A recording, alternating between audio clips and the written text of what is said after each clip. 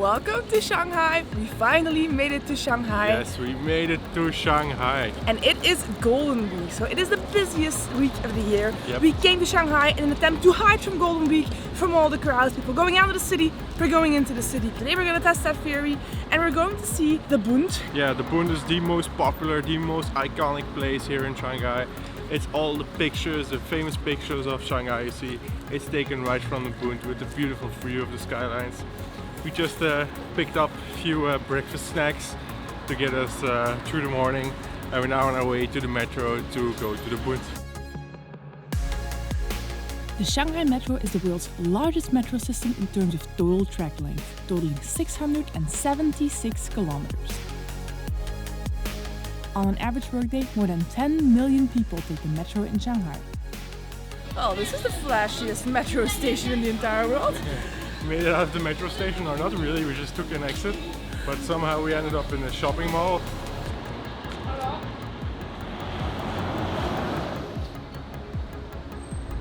So we're now right at the beginning of the Bund, and actually in the early 1800s, until that point, Shanghai really wasn't a big city or anything. And the Bund in particular wasn't very impressive at all because it was just a muddy riverbank, which is also why it is called the Bund today. Apparently that's the Anglo-Indian translation of muddy riverbank, basically. It wasn't, yeah, it says so in the guidebook, so it has to be true. They researched that stuff, I guess. In any case, and then in the 1840s, the British came here and made a colonial settlement out of Shanghai.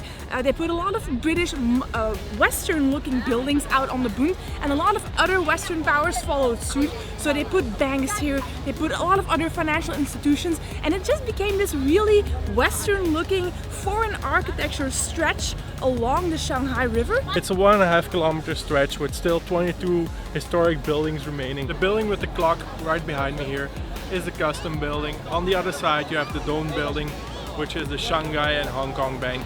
Both of them had a big role to play here in the port of Shanghai. Today, the Bund is home to some of the most luxurious and expensive restaurants, hotels and cocktails bars. If you have some money, you can come here, squander it away. Yeah, and you have the very beautiful views across the Suzhou River of Pudong, which is now the main skyscraper, which is now the main skyscraper.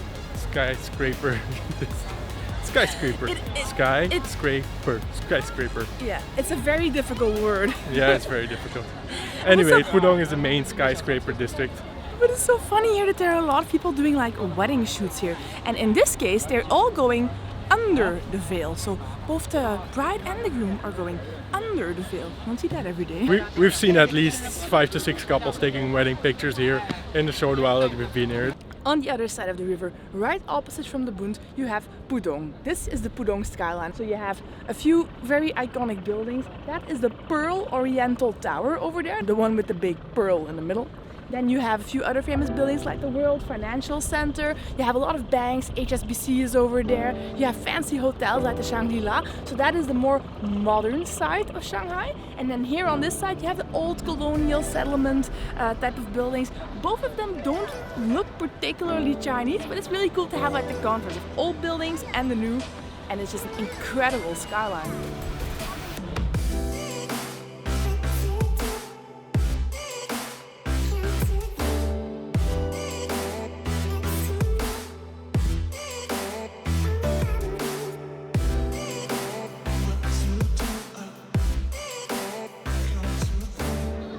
We got to the part of the Bund where there are the largest number, I think, of historical buildings still remaining, and it's also where you can find all the Chinese, all of them. They're all here. So yeah, Golden Week, a bit of a crowd, but so far still a lot better than I expected. It's so funny because they're all facing that way. It's like no one's watching the Bund like this side. Everyone's only interested in the view of Pudong.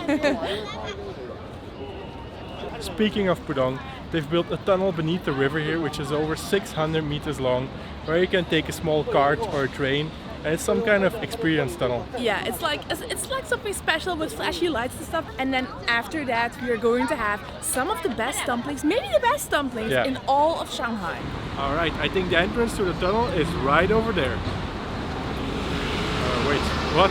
Why are these people following me? You think these are like followers? Like they subscribe to our channel? Or?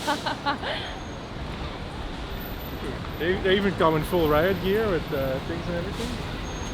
Yeah, they have full riot gear. Oh my god, they're expecting a riot in the tunnel.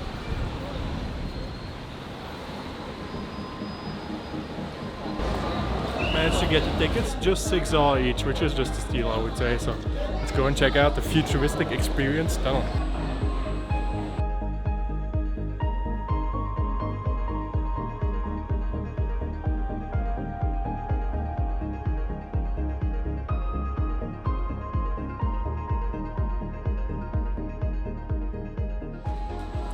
We made it to the other side. It was quirky. It was random. It was very random. Yeah. Not that impressive. But I mean, it's a nice way to cross the river and just experience it. I read somewhere it was built in year 2000, and that's the way it feels a bit. Feels a bit dated.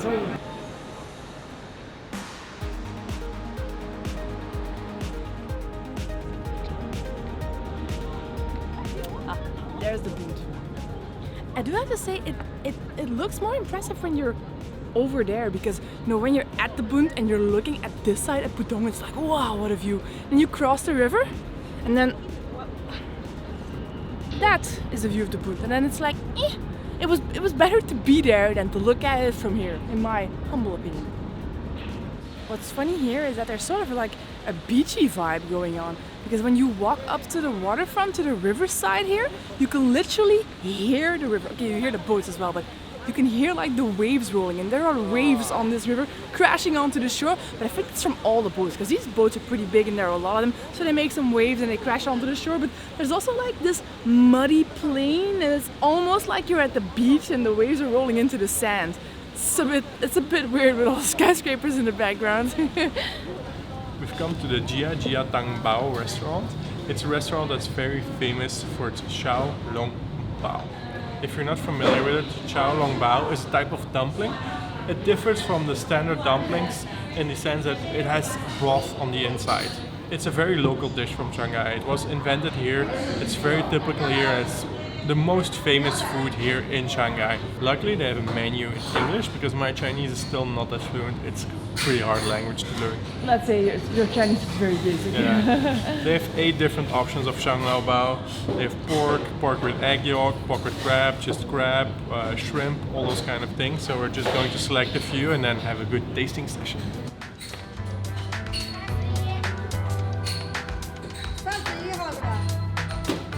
The xiao long bao have arrived. It smells delicious. They're still steaming hot. We have 3 different kinds. So here are the ones with the pork and the egg yolk. Here are the 2 special ones with crab. They're also quite expensive, but I heard they were very good. And right here we have the ones with pork and fish. So you have to be a bit careful when you pick them up, because they're quite flimsy, which is how they're supposed to be. So if you're not careful, you will just squash them, or I already killed one trying to pick one up. So you're supposed to bite a hole in them and then suck out the juice and then eat them. And the broth is really good. The meat is so tender on the inside. It's really good. And the broth it's very light. It's a bit sweet, very light, not that deep of a flavor, but it really suits the heavy texture and the heavy flavor of the meat. I like it. And you can even see that there's like moisture inside it. It's a bit bouncy, more bouncy than a normal dumpling. So we're gonna put some chili out. Or we're gonna put it in the chili.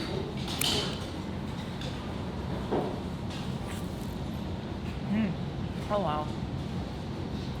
Oh, that's good. Oh, the egg yolk is good too. You can see the egg yolk inside.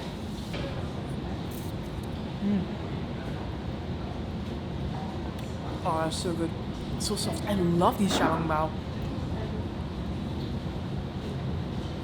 I think it's my favorite kind of dumpling actually, because it's not so dry as a lot of other dumplings. It's really, really, really good. Now I'm going to try these special babies right here. They have some crab in there. They're a lot bigger than the other ones. I mean, just look at them. I think they have a lot more juice as well. I'm not supposed to pick him up like this, but it was like stuck to the little basket. There, now it's better. Oh, it's dripping. No. Quickly, eat it! Where is it dripping from? Eat it.